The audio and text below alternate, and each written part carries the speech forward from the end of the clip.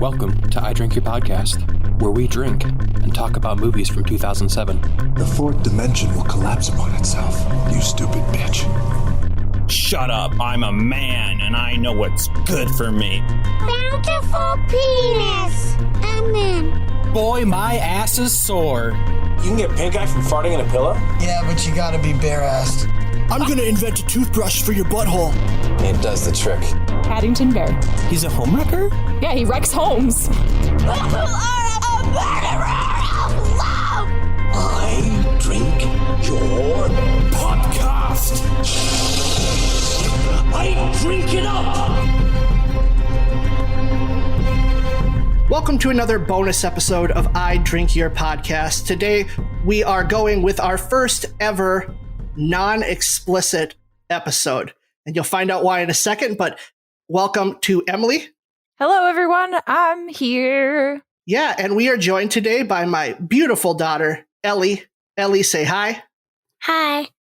Yeah, thank you for coming on today to talk about this wonderful movie that we watched together. So before we start on the movie, Ellie, what is in your glass today? What are you drinking? I'm drinking a kitty cocktail. Oh, yeah. So why a kitty cocktail? Because kitty cocktails are red and the team that High School Musical is red. Yeah, the Wildcats, they have red jerseys, right? Mm-hmm. Was there another reason why a kitty cocktail? Remember, you said it's something you drink by the pool. Oh, yeah. So, yep, Ellie picked this drink out today. She wanted to be on theme, just like we always are with our episodes, even though she has never heard an episode of our show before. I would never allow that. But she knows that Daddy themes his drinks. Emily, what is your themed drink for today? Well, I was also inspired by summertime pool drinks. So I'm just drinking some very classic summer lemonade because I don't know about either of you, but I did a lemonade stand when I was a kid. So I felt like, summertime lemonade. Definitely. Ellie, have you ever done a lemonade stand? No. Yeah, we don't really live in a place that gets a lot of car traffic, do we? No. No. Maybe on the golf course someday we'll do one, though. Mm-hmm. Ooh, that sounds like a good idea. Can you just sit in the parking lot? Well, we'd probably sit along the fairway that my parents live on and just hand it out to golfers that want any mid-round. Ellie inspired me. The red idea was such a good idea, so I went with a red drink also, but I went with a Hawaiian punch because that Hawaiian song made me want to punch somebody. So, big glass of Hawaiian punch. Glad I wasn't the only one. Mm-hmm. So, Ellie, what were you up to in 2007? I wasn't born. Oh, right.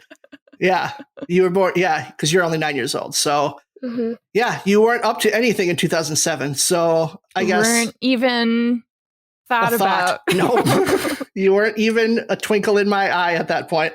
Gross. How's that gross? I don't know. It's not. It's not at all. No. Like, what does that even mean? A twinkle in your eye? Like a glimmer of hope that I might have a kid. Like there wasn't even that at that point. Ellie, I don't know. I think it was weird. Wow, you're wrong. Ellie, what are some of your favorite movies? I like shark movies. Really dumb shark movies. Yeah, can you give some examples of the ones that you've made me watch before? Sharknado. Yeah. And Ouija Shark. Ouija Shark was terrible. Ooh, what is that one about, Ellie? It's a ghost shark that... So, this girl, she found a Ouija board in a lake, and she brought it to her friends, and they played on it. And then somehow there was a ghost shark later in the movie. Yeah. And for some reason, one of the friends came and she just started, she saw a guy washing down a car and she went over there for, the whole movie. Yeah, Ouija Shark is a very, very low-budget movie that you can find on Amazon Prime. It's about 70 minutes of total low-budget nonsense. I don't know how we came across it. What was the other one? What's the one we watched at Grandpa and Grandma's? Oh, six-headed shark.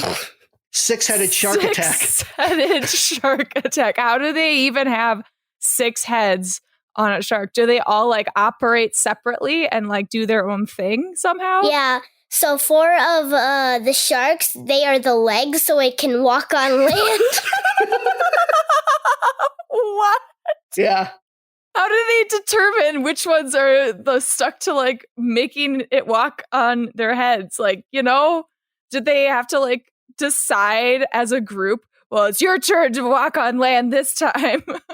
So dumb. No, so the shark is actually set up as it has a definitive tail end, and then 6 heads kind of out as like a hexagon shape. So they're like radially, like a starfish's legs around the body of the shark.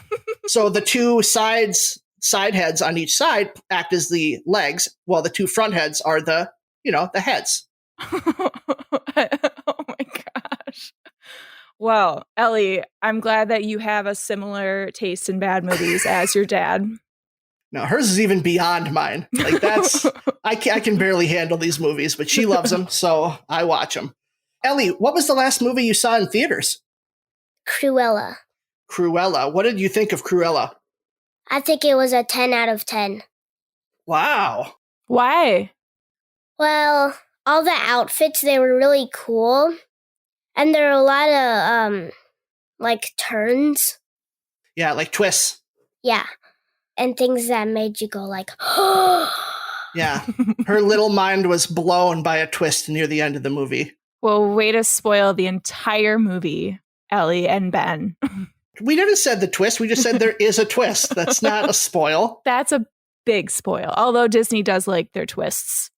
But yeah, her little mind was blown. She had her hands on her head, trying to comprehend and keep her brain within her skull. And Ben, you were the same way? Yeah. For a kid's movie, I couldn't believe that they dropped that twist. But it's a good one. And I also recommend it. Ellie's got good taste in movies. So if she says it's a 10 out of 10, you better believe it's a 10 out of 10. Wait. Good taste in movies, even though Ellie has made you watch Shark Ouija board. We all have our guilty pleasure sections. Like, she likes other good movies. Ellie, what non-shark movies do you also like?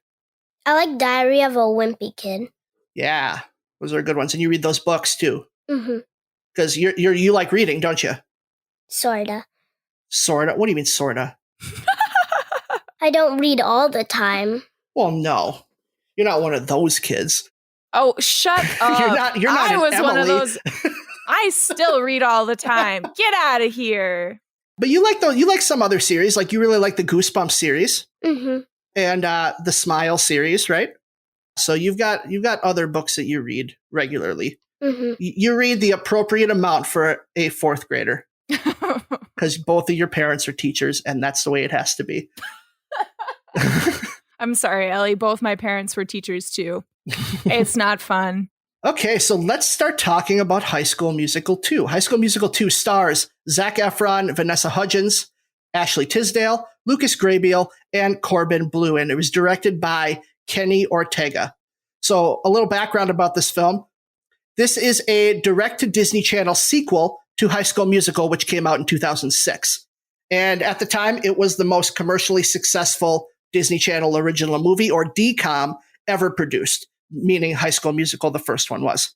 And it also produced an extremely successful soundtrack. Now, the director of the movie is Kenny Ortega, who is famous for being the choreographer who worked with Michael Jackson on his tours. So he did a lot of the choreography with Michael Jackson. And he also directed the film musical Newsies, the film Hocus Pocus, another one I know Ellie really likes, and later went on to direct all of the Descendants films, which is another DCOM franchise that came out within the last 5 years. Ellie, you like the Descendants movies, right? Yeah. Can you tell us a little bit about what Descendants is about? It's basically about Disney villains, but it's about their kids. Which kids? The main ones are Cruella de Vil, Jafar, Maleficent, and the Evil Queen. Yeah.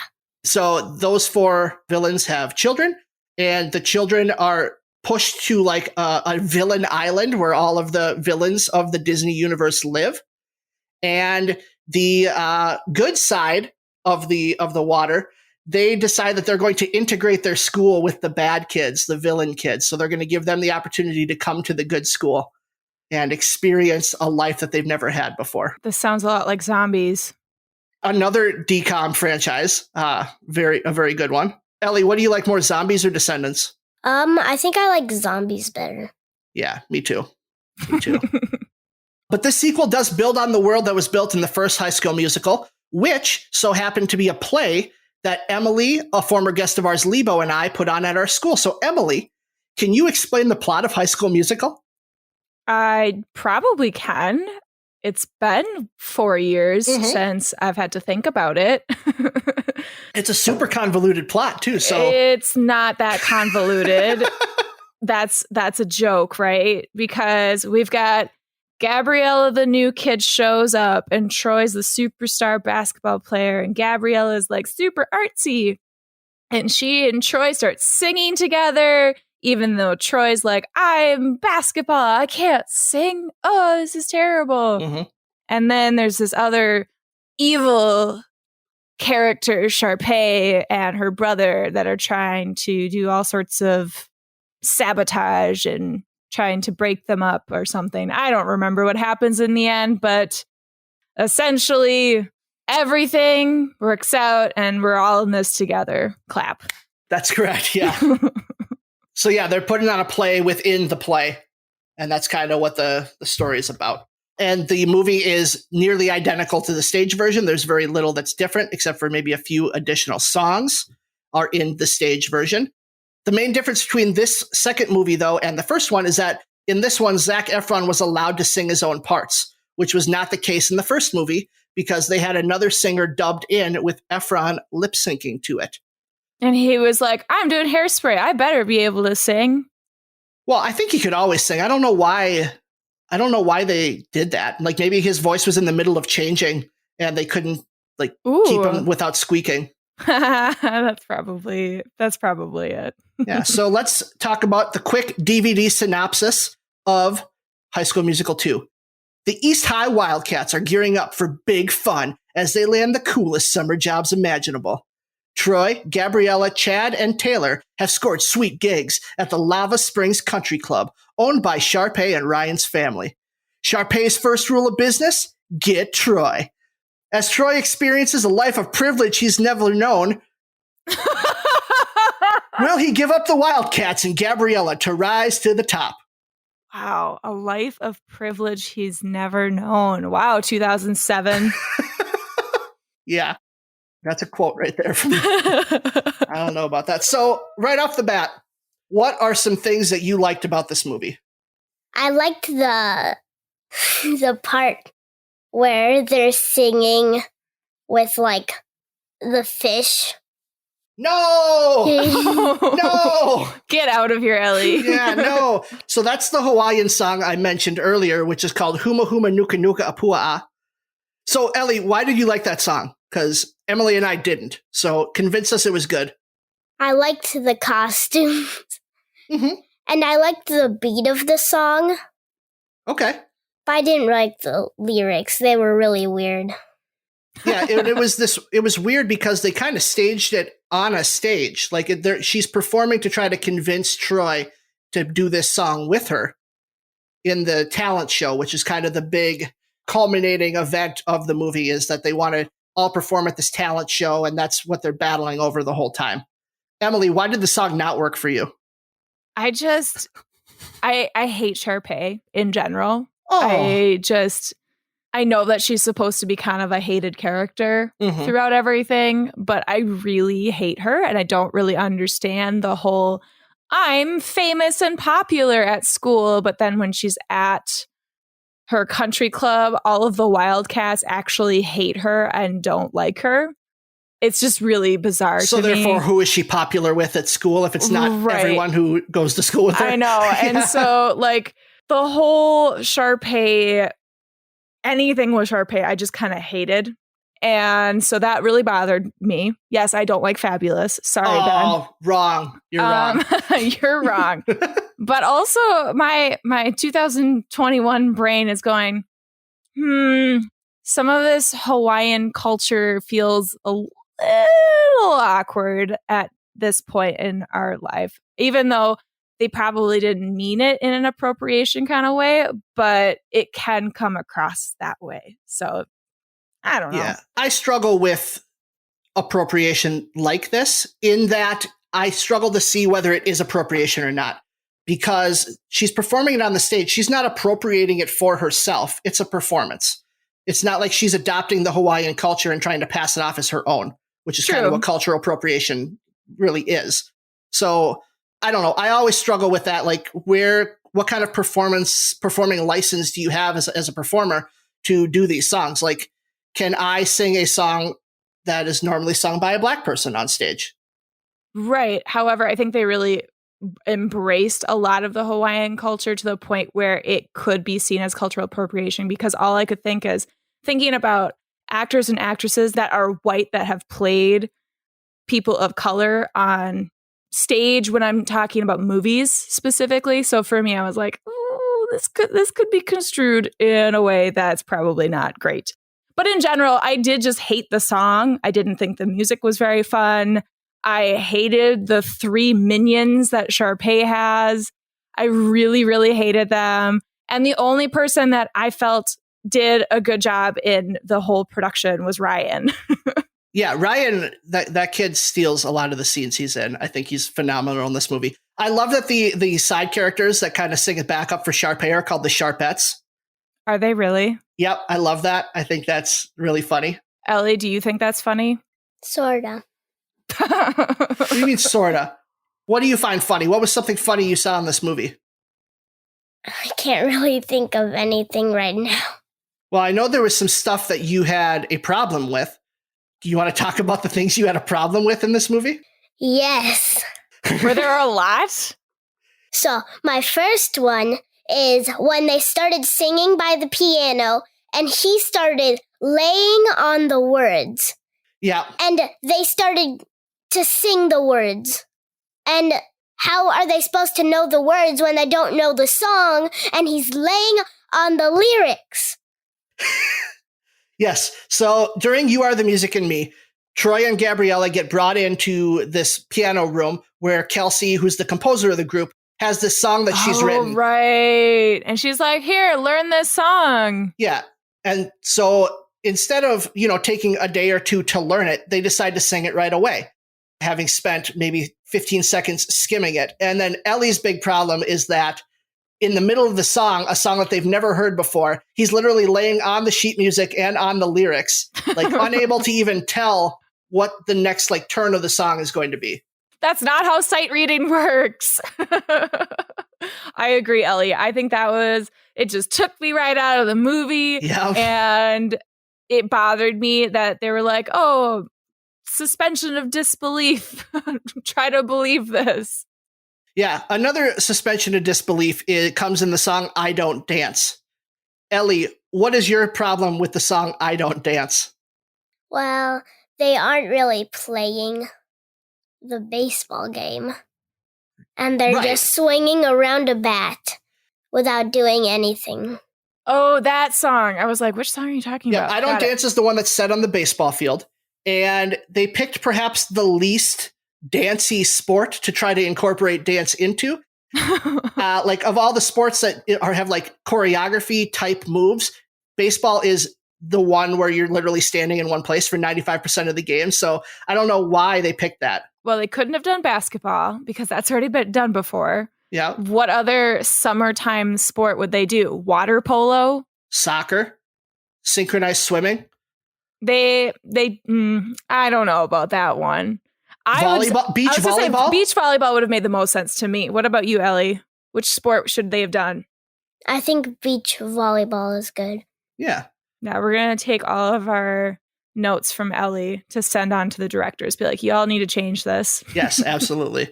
So another problem with that song, Ellie, is it comes in the character of Chad, right? Who's one of the characters that sings I Don't Dance. Why is that a problem for you? Have we seen Chad dance before? Yes. Yeah, in the beginning of the movie, right? I remember now. Yeah, so he's dancing in the beginning of the movie. He dances at the end of the first movie. So we've already seen him dancing for a good hour of High School Musical movie time. And then he decides to sing a song called I Don't Dance. Mm-hmm. That's a problem for me. Took me right out of it. Yeah, plus being a basketball player, you have to have good footwork. So, of course, can somewhat move his feet. That's dancing.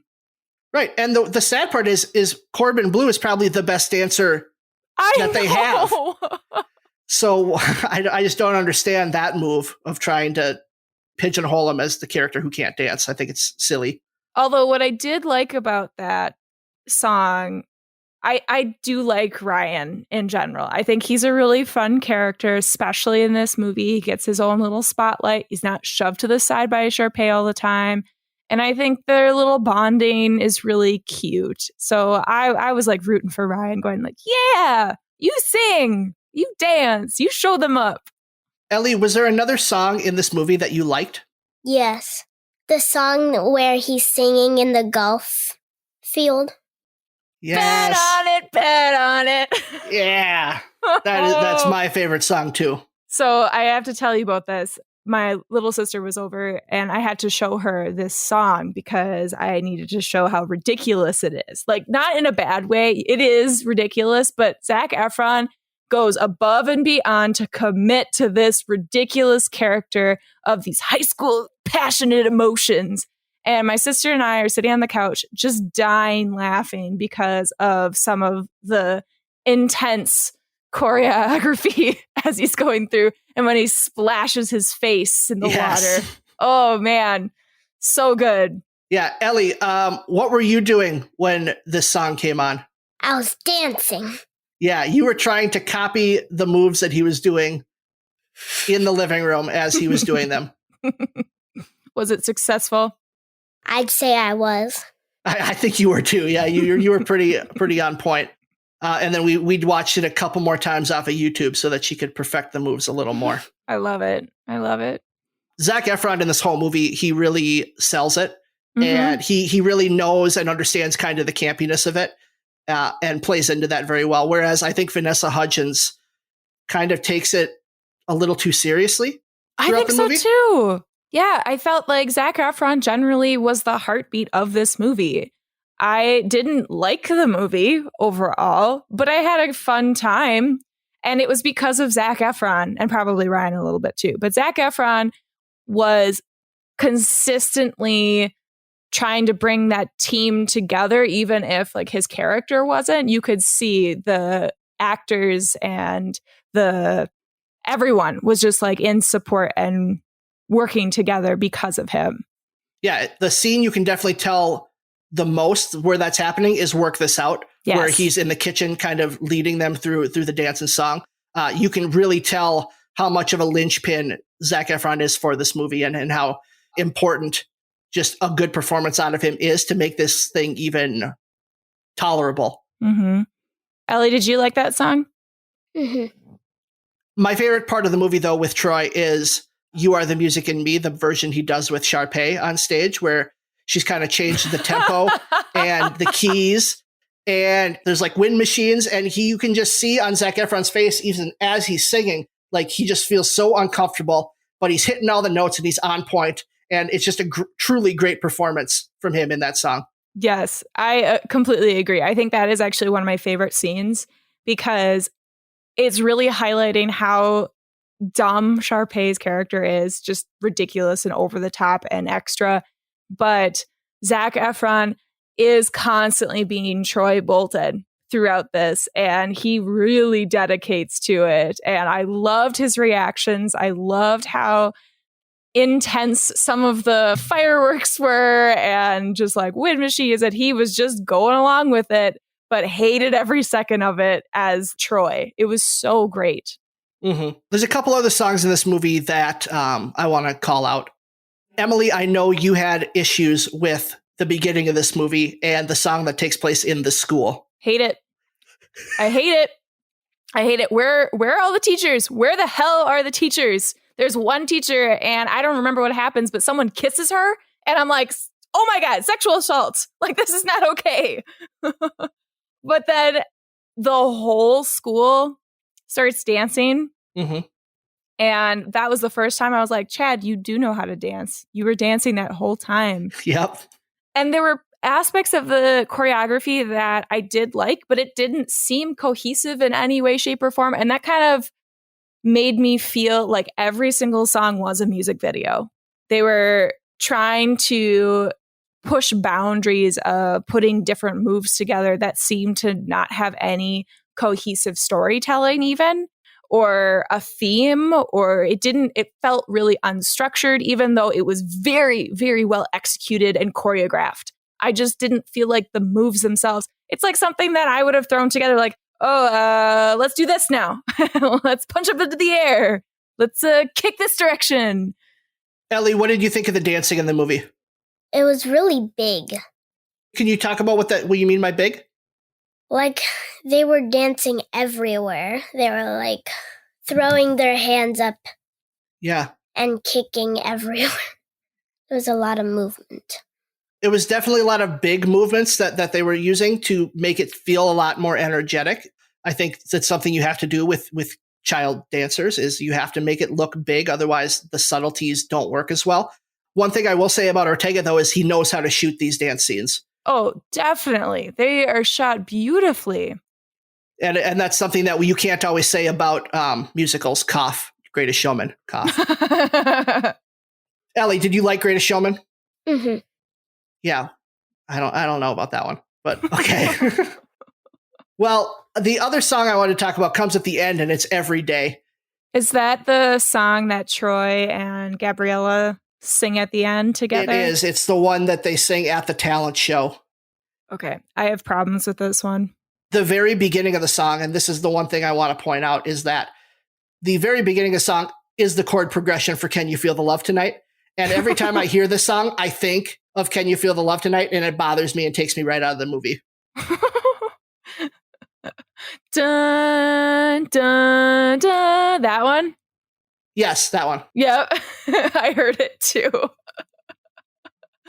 Well, for me, that song drove me nuts because I feel like Troy and Gabriella, their interactions are so over the top whenever they're singing together that I do not believe they are a couple whatsoever. Like, there's a moment where Troy grabs Gabriella's hand and puts it on his heart. And I'm going, oh my God, I'm going to go throw up now.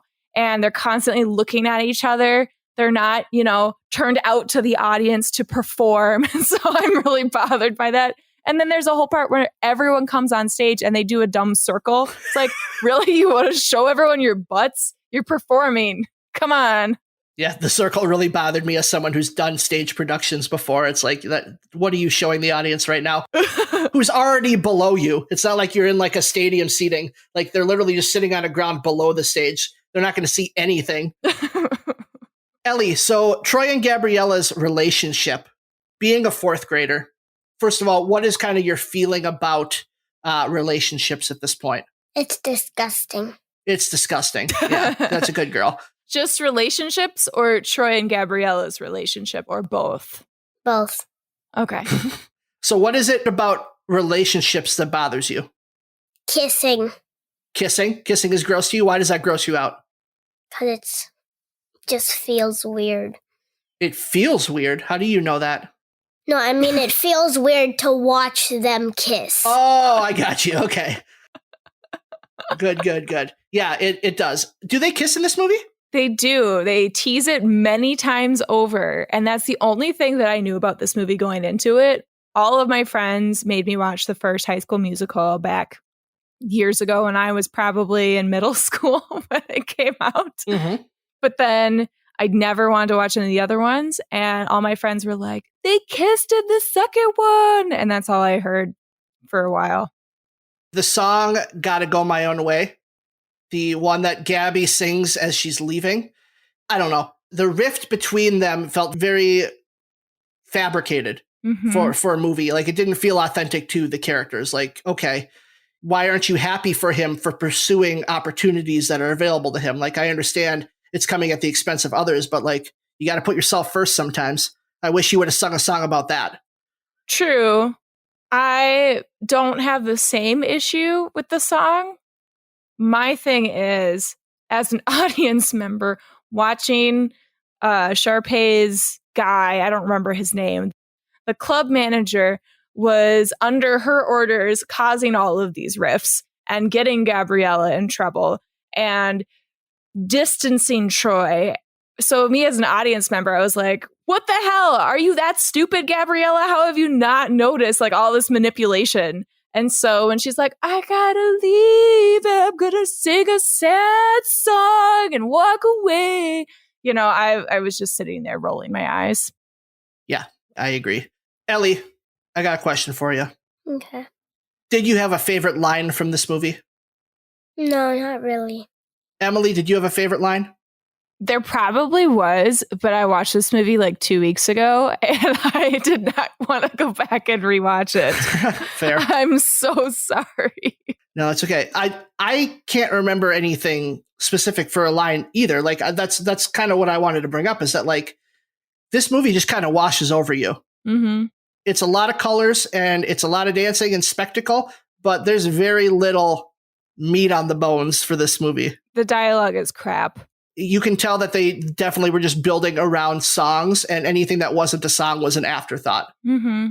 But Ellie, your favorite overall scene in this movie? I think my favorite scene was the golf course.